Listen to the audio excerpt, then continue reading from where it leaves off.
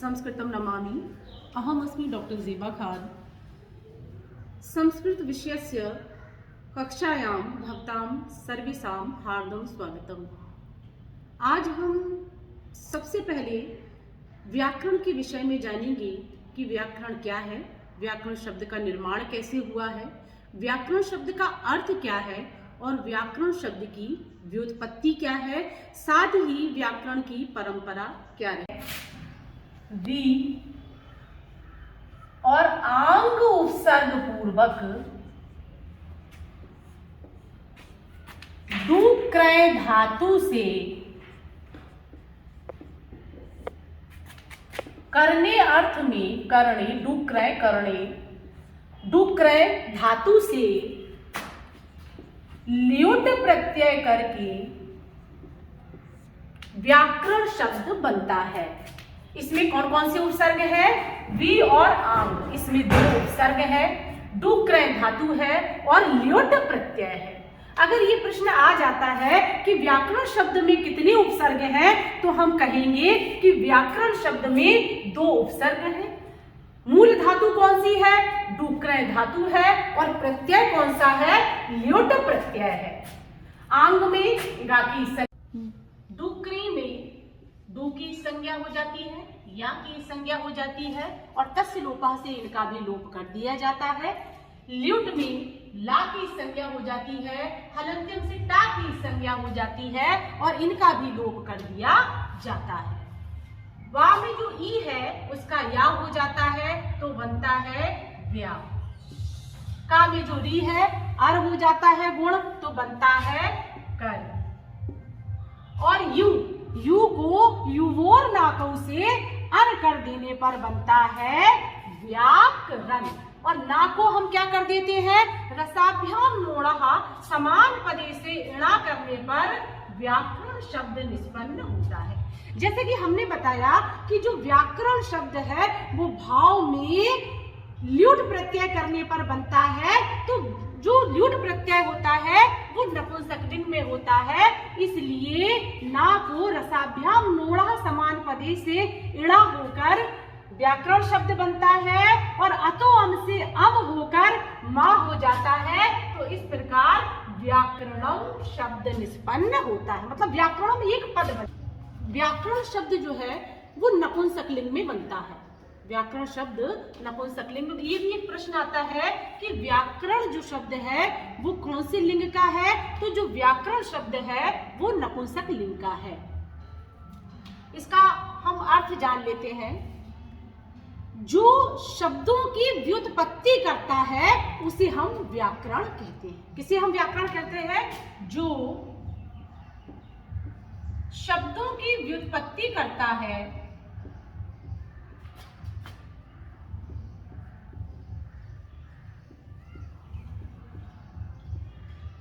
जो शास्त्र शब्दों की व्युत्पत्ति करता है उसे हम व्याकरण कहते हैं। तो व्याकरण का अर्थ क्या है? शाब्दिक जो शब्दों की व्युत्पत्ति करता है उसे हम व्याकरण कहते हैं। आइए जानते हैं कि व्याकरण शब्द की परिभाषा क्या है। व्याक्रियन्ते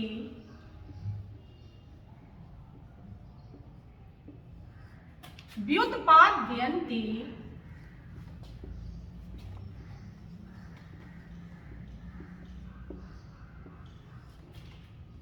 निष्पाद्यन्ते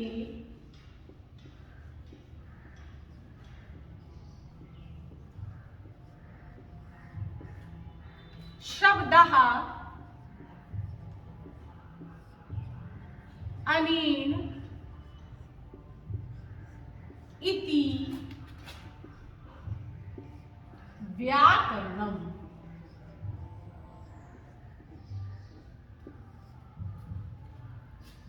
जो शब्दों की व्याकृति करता है, व्युत्पत्ति करता है, निष्पादन करता है, वह जो है व्याकरण कहा जाता है। व्याकृति मतलब शब्दों को अलग अलग करने का कार्य करता है। ध्यान रखना, व्याकरण शब्दों की व्युत्पत्ति करता है, व्याकरण शब्दों की उत्पत्ति नहीं करता है।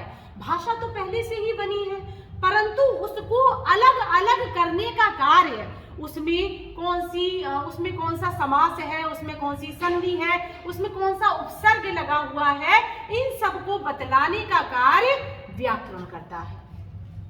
इन सबको बतलाने का कार्य कौन करता है? व्याकरण। तो जाना आपने कि व्याक्रियन्ते व्युत्पाद्यन्ते निष्पाद्यन्ते शब्दः अनेन इति व्याकरणम, जो शब्दों की व्याकृति करता है, उनकी व्युत्पत्ति करता है, व्युत्पादन करता है, उनका निष्पादन करता है, उसे हम व्याकरण कहते हैं। या जिसके द्वारा शब्दों की व्याकृति को जाना जाता है, उसकी व्युत्पत्ति की जाती है, उनका निष्पादन किया जाता है, उसे हम व्याकरण कहते हैं। तो शब्दों की व्युत्पत्ति करने का कार्य व्याकरण का है। उत्पत्ति तो पहले से ही भाषा की हो चुकी है। भाषा मतलब कोई भी चीज है, अगर हम उसका निर्माण करते हैं किन्हीं चीजों को मिलाकर, तो वो उसकी उत्पत्ति कही जाती है। पर उन्हीं चीजों को जब हम अलग अलग करते हैं तो वो उसकी व्युत्पत्ति कही जाती है। एक चीज आप और जान लें कि जो संस्कृत भाषा है वो कैसी है? संश्लेषणात्मक भाषा है। संस्कृत भाषा चिपकी हुई भाषा है, जुड़ी हुई भाषा है, संश्लिष्ट। ये भी एक प्रश्न पूछा जाता है कि संस्कृत भाषा कैसी है? तो संस्कृत भाषा जो है वो संश्लेषणात्मक भाषा है। व्याकरण तो भाषा की व्युत्पत्ति करता है, उसे अलग अलग करने का कार्य कौन करता है? व्याकरण करता है। तो इतना हम जान गए कि व्याकरण क्या करता है। व्याकरण भाषा की, व्याकरण जो शब्द है उसकी व्युत्पत्ति करता है कि इस शब्द में कौन सा उपसर्ग है, कौन सी प्रकृति है, कौन सा प्रत्यय है, इसमें कौन सा समास हुआ है, ये सारा कार्य जो है वो व्याकरण का है। तो आइए जानते हैं एक चीज और, व्याकरणम भाषायाः संरक्षकम। व्याकरण भाषा की रक्षा करता है। व्याकरण को भाषा का संरक्षक कहा जाता है। व्याकरण को भाषा का संरक्षक क्यों कहा जाता है? भाई अगर व्याकरण नहीं होती तो हम किसी भी शब्द के साथ किसी का भी प्रयोग कर देते। पुल्लिंग के साथ स्त्रीलिंग आने लगता है। जैसे राधा, अगर व्याकरण ना होती तो राधा कहती, राधा क्या कहती? मैं जाता हूं। राधा जाता है, तो हम ये कैसे जानेंगे कि राधा जाता नहीं है, राधा जाती है। राधा स्त्रीलिंग है तो स्त्रीलिंग के साथ स्त्रीलिंग का प्रयोग करना है। भाई स्त्रीलिंग के साथ स्त्रीलिंग की ही क्रिया का प्रयोग करना है। राम जाता है तो पुल्लिंग के साथ पुल्लिंग की ही क्रिया का हमें प्रयोग करना है। अगर राम कहेगा कि अगर कोई कहेगा राम जाती है, तो ये सुनने में ही सुरती कटु ही लगेगा, क्योंकि इसमें व्याकरणगत दोष आ गया और इस दोष को मिटाने के लिए व्याकरण का ज्ञान आवश्यक है। जैसे हम कहें कि सः गच्छन्ति, या हमने कहा कि रामः गच्छन्ति, तो क्या ये सही है? ये सही नहीं है, क्योंकि राम क्या है? एक वचन का, और गच्छन्ति क्या है? बहुवचन का। तो राम जाते हैं, भाई राम एक वचन का है, तो क्या होगा? इसके साथ क्या लगेगा? गच्छति। रामः गच्छति। और अगर हम लिख देंगे रामः गच्छन्ति, तो इसमें व्याकरणगत दोष आ गया। इसमें क्या आ गया? व्याकरण। अगर हम रामः गच्छन्ति इस तरह का वाक्य प्रयोग करते तो ये बिल्कुल शुद्ध था। तो शुद्धि और अशुद्धि का पता, जो दोष है उसका पता भी हमें किससे चलता है? व्याकरण के माध्यम से ही चलता है। तो ये हमने कैसे जाना कि पुल्लिंग के साथ और एक वचन के साथ एक वचन की ही क्रिया लगती है और बहुवचन के साथ बहुवचन की ही क्रिया का प्रयोग होता है। तो ये बताने वाला शास्त्र भी क्या है? व्याकरण है। इसलिए व्याकरण को भाषा का संरक्षक कहा जाता है। व्याकरण नहीं होता तो कोई नियम ही नहीं होता। भाई बिना नियम के तो ये सृष्टि भी नहीं चलती है। अगर किसी चीज का नियम नहीं है, वो चीज नियमों से आबद्ध नहीं है, तो वो चीज अपने आप ही कार्य करेगी और वो चीज को बिखरने में, उसको खराब होने में समय नहीं लगेगा। पर जो चीज नियमों में आबद्ध होती है, जैसे सृष्टि है, तो सृष्टि नियमों में आबद्ध है कि ये प्रक्रिया, अगर उसका कोई नियम होता है तो वो कार्य सुचारू रूपेण होता है, और जिसका कोई नियम नहीं होता है वो कार्य सुचारू ढंग से चल ही नहीं सकता।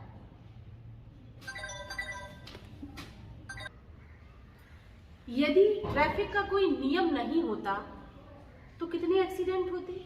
वैसे भी बहुत एक्सीडेंट होते हैं, लेकिन उसके लिए नियम बनाए गए हैं और हम नियम का सम्यक पालन करते हैं तो हम उन एक्सीडेंट से बच जाते हैं, दुर्घटनाओं से हम बच जाते हैं। इसलिए नियम बनाए जाते हैं और उन नियमों का जो पालन है वो हमें करना आवश्यक हो जाता है। ऐसे ही व्याकरण के नियम है जिसके द्वारा हम किसी भी चीज को अच्छी तरह से समझ सकते हैं और कौन सा शब्द कैसे बना है इसको भी हम जान सकते हैं। तो आइए जानते हैं कि सबसे पहले ब्रह्मा ने व्याकरण का ज्ञान किसको दिया। तो सबसे पहले ब्रह्मा ने व्याकरण का ज्ञान दिया बृहस्पति को। किसे दिया? ये भी प्रश्न बनता है बच्चों, और ये जो है खूब पूछा जाता है। आपकी कोई भी प्रतियोगी परीक्षा हो उसमें खूब पूछा जाता है। तो ब्रह्मा ने सर्वप्रथम व्याकरण का ज्ञान किसे दिया? बृहस्पति को। बृहस्पति ने किसे दिया? इंद्र को। और इंद्र ने व्याकरण का ज्ञान दिया अग्नि,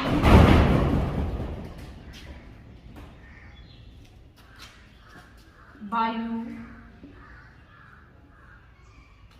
वरुण, यम, रुद्र और भारद्वाज।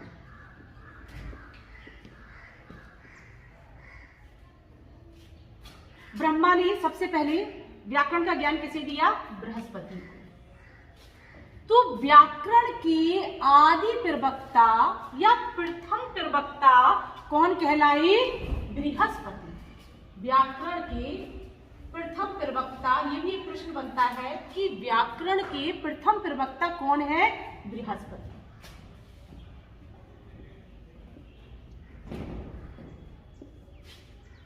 इसके बाद बृहस्पति ने व्याकरण का ज्ञान किसे दिया? इंद्र को। तो प्रथम अध्येता कौन कहलाए? इंद्र। इंद्र क्या है? प्रथम अध्येता।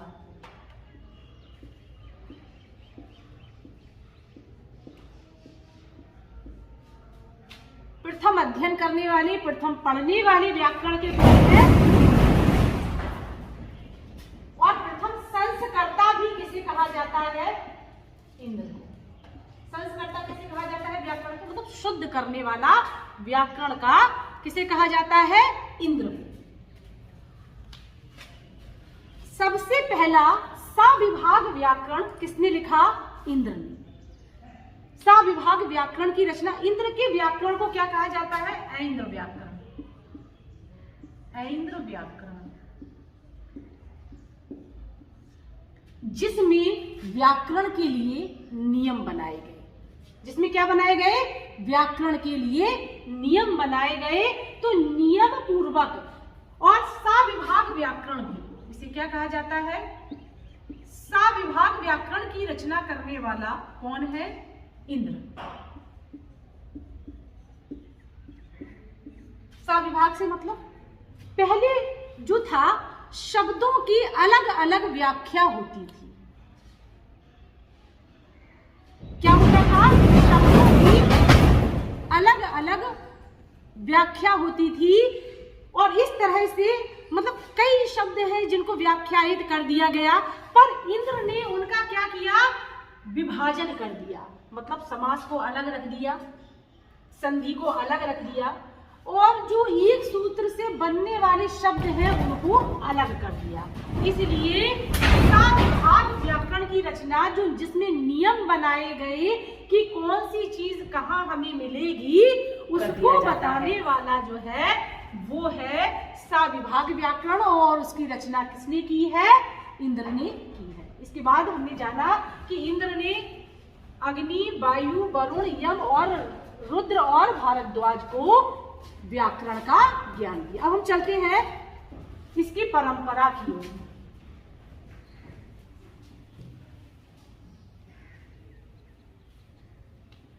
ये जान लेना भी बहुत आवश्यक है, क्योंकि ये प्रश्न भी बहुत पूछा जाता है। व्याकरण की दो परंपराएं थी, बृहस्पति परंपरा और माहेश्वरी परंपरा। आजकल जो परंपरा प्रचलित है वो है माहेश्वरी परंपरा। तो व्याकरण की कितनी परंपराएं थी, कितनी परंपराएं हैं, दो परंपरा। कौन कौन सी, बृहस्पति परंपरा और माहेश्वरी परंपरा।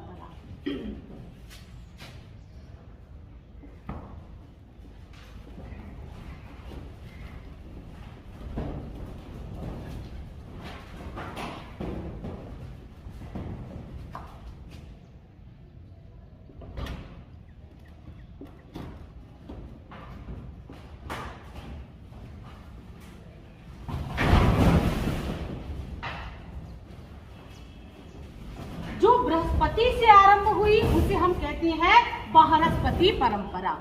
बृहस्पति परंपरा में को क्या कहा जाता है, और आद्या परंपरा।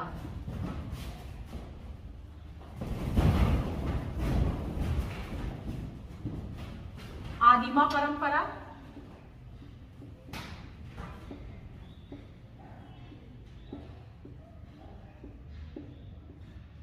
प्रथमा परंपरा,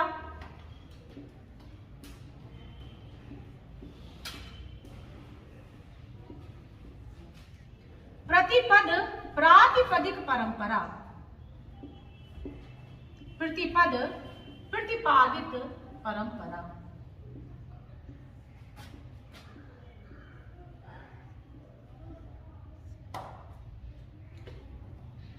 शब्द परायण परंपरा,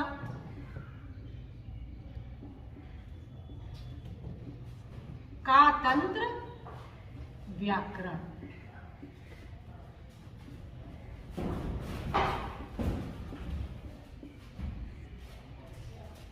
इसमें शब्द परंपरा और पद परंपरा भी सम्मिलित है। तो बृहस्पति परंपरा जो है उसे हम किन किन नामों से जानते हैं, आद्या परंपरा, आदिमा परंपरा, प्रथमा परंपरा, प्रतिपद प्रतिपादित परंपरा, शब्द परायण परंपरा और कातंत्र व्याकरण। इसके बाद माहेश्वरी परंपरा जो महेश्वर से प्राप्त हुई है, तो इसे हम कहते हैं माहेश्वरी परंपरा। इसे हम कहते हैं द्वितीया परंपरा।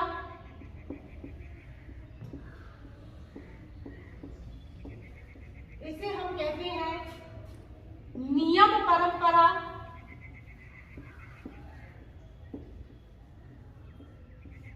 इसे हम कहते हैं अपरा परंपरा।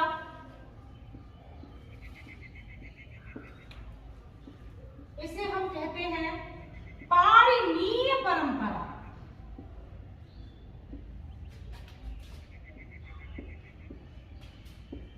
और इसे हम सूत्र परंपरा भी कहते हैं। इसे हम क्या कहते हैं, सूत्र परंपरा भी कहते हैं। तो इस प्रकार से व्याकरण की दो परंपराएं प्रचलित है, बृहस्पति परंपरा और माहेश्वरी परंपरा।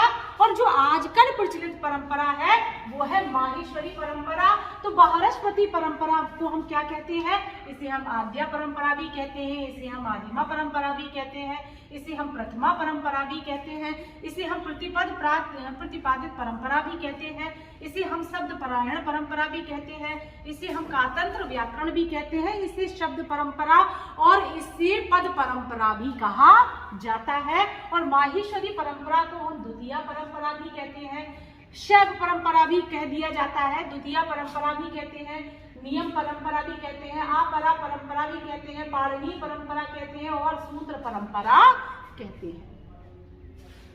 तो बच्चों आज हमने क्या जाना कि व्याकरण शब्द का अर्थ क्या है, व्याकरण शब्द की परिभाषा क्या है, व्याकरण शब्द कैसे बना है और व्याकरण शब्द का जो ज्ञान है वो कैसे किसने किसको दिया, साथ ही हमने व्याकरण की परंपरा को भी जाना।